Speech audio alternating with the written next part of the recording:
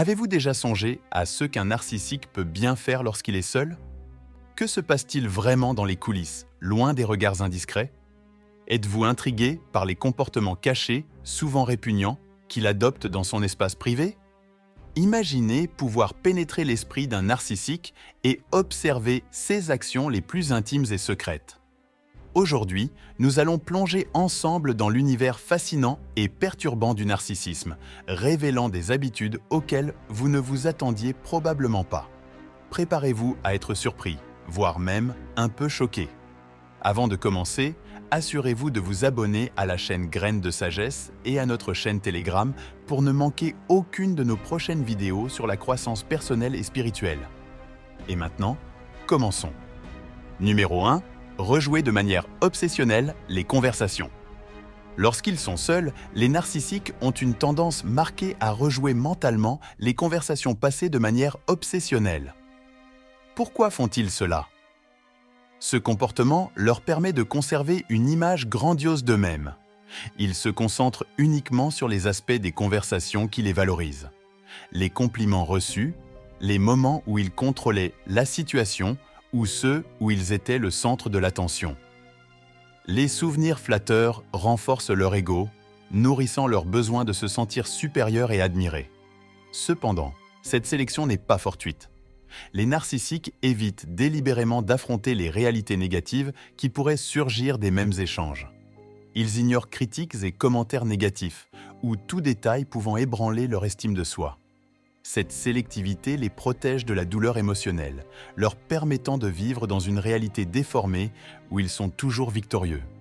Ainsi, ils perpétuent un cycle d'autoglorification, évitant de confronter leurs défauts ou responsabilités et préservant ainsi leur estime de soi fragile. Numéro 2. Plonger dans les médias sociaux. Les narcissiques exploitent les médias sociaux comme principal outil pour attirer l'attention et l'admiration. Grâce à des plateformes telles qu'Instagram, Facebook et Twitter, ils publient constamment du contenu mettant en valeur leurs réalisations, leur apparence et leur style de vie. Leurs publications ne sont pas aléatoires, mais conçues stratégiquement pour maximiser les commentaires et les éloges. Leur estime de soi, intrinsèquement fragile, se nourrit des réactions positives en ligne, alimentant leur image idéalisée d'eux-mêmes. Peu importe qui réagit à ces messages, l'objectif du narcissique est toujours d'attirer l'attention. Ils ne partagent pas simplement des moments significatifs, mais flirtent souvent ou font des compliments pour augmenter les interactions sur leur profil. Ce comportement leur permet de maintenir une présence constante et dominante sur les réseaux sociaux, renforçant ainsi leur perception d'être appréciés et admirés. Les commentaires immédiats et positifs reçus lors des interactions en ligne deviennent une source vitale de validation, les aidant à éviter de faire face à leurs insécurités et aux sentiments d'inadéquation qui peuvent émerger dans leur vie hors ligne. Numéro 3. Élaboration de stratégies et de modèles. En solitude, les narcissiques ne restent pas inactifs. Ils utilisent ce temps pour planifier constamment des stratégies afin de garder le contrôle sur les autres et s'assurer qu'ils sont toujours perçus comme supérieurs. Ce besoin de domination et d'admiration les pousse à élaborer des plans complexes et souvent manipulateurs. Ils étudient attentivement la dynamique de leurs relations, identifiant les points faibles à exploiter à leur avantage. Cette planification méticuleuse renforce leur perception de supériorité et d'intelligence. Un aspect central de ces schémas est leur capacité à culpabiliser les autres ou à comploter pour se venger de ceux qu'ils perçoivent comme des menaces. Les narcissiques excellent dans la manipulation des émotions d'autrui, utilisant les sentiments de culpabilité, de peur ou d'obligation pour contrôler et diriger les actions de leur entourage. Lorsqu'ils se sentent menacés ou offensés, ils peuvent élaborer des plans de vengeance pour punir ceux qui, selon eux, leur ont fait du tort.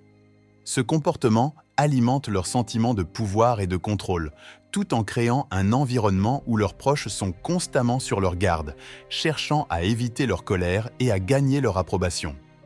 Numéro 4. Action impulsive pour éviter la honte. Seuls, les narcissiques sont souvent confrontés à de profonds sentiments d'insuffisance et de honte. Sans l'approbation et l'admiration des autres, leur estime de soi vacille. Pour échapper à cette douloureuse réalité intérieure, ils adoptent des comportements impulsifs et imprudents. Ceux-ci peuvent inclure la toxicomanie, qui offre un soulagement temporaire et une évasion de leur insuffisance perçue, ou l'achat compulsif, les faisant se sentir momentanément puissants et satisfaits grâce à la possession de biens matériels. De plus, les narcissiques peuvent rechercher une gratification immédiate par des activités sexuelles à risque. Ces comportements offrent non seulement un plaisir instantané, mais servent également de distraction temporaire à leur douleur intérieure. Dans ces moments, l'urgence d'éviter la honte et la détresse émotionnelle l'emporte sur toute considération des conséquences à long terme.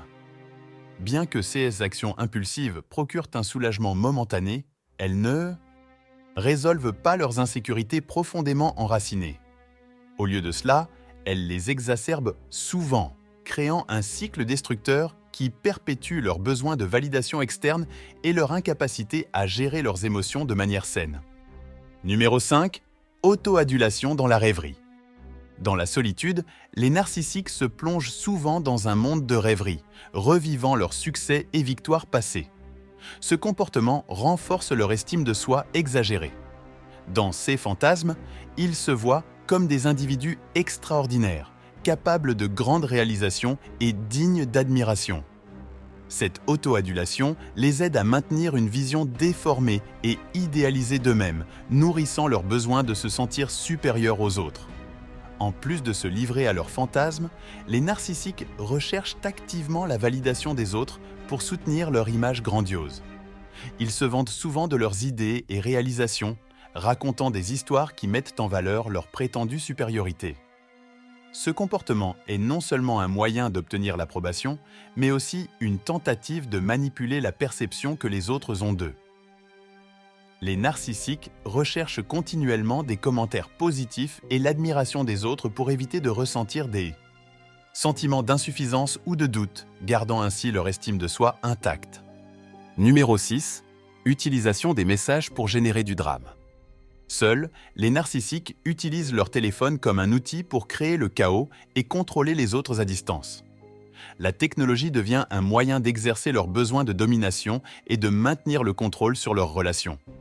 Ils lancent des conversations provocatrices ou envoient des messages manipulateurs pour générer des problèmes, déstabiliser l'environnement social et maintenir les gens dans un état de tension et d'incertitude. Ce comportement les aide à se sentir puissants et pertinents, évitant ainsi la peur d'être perçus comme faibles ou inadéquats. Une méthode courante qu'ils utilisent est la triangulation, impliquant des tiers pour créer des conflits et de la concurrence. Grâce à la triangulation, le narcissique peut manipuler la dynamique sociale, isolant et déroutant ses victimes. Cette approche les rend plus vulnérables à la manipulation, car elles sont moins capables de voir clairement la situation et de réagir efficacement. Le résultat est un environnement dans lequel le narcissique peut exercer un contrôle maximal, exploitant la confusion et l'insécurité des autres pour maintenir son propre sentiment de supériorité. Numéro 7. Reconnexion avec d'anciens contacts. Lorsque les narcissiques ne trouvent pas de nouvelles sources d'attention ou s'ennuient, ils ont tendance à renouer avec d'anciens contacts. Ce comportement fait partie de leur stratégie visant à maintenir un flux constant de validation et d'admiration. Les narcissiques tiennent souvent une liste d'anciens amants ou de connaissances avec lesquels ils n'ont jamais complètement rompu les liens. Ces individus représentent des réserves d'approbation et d'attention que le narcissique peut exploiter en cas de besoin. La réouverture de ces anciennes connexions leur permet de se sentir à nouveau au centre de l'attention, alimentant ainsi leur ego. Les anciens contacts servent de plan de secours pour satisfaire le besoin vital d'approbation du narcissique. Certains peuvent se sentir flattés ou espérer une réconciliation, mais pour le narcissique, la valeur de ces personnes réside dans leur volonté d'apporter l'attention requise.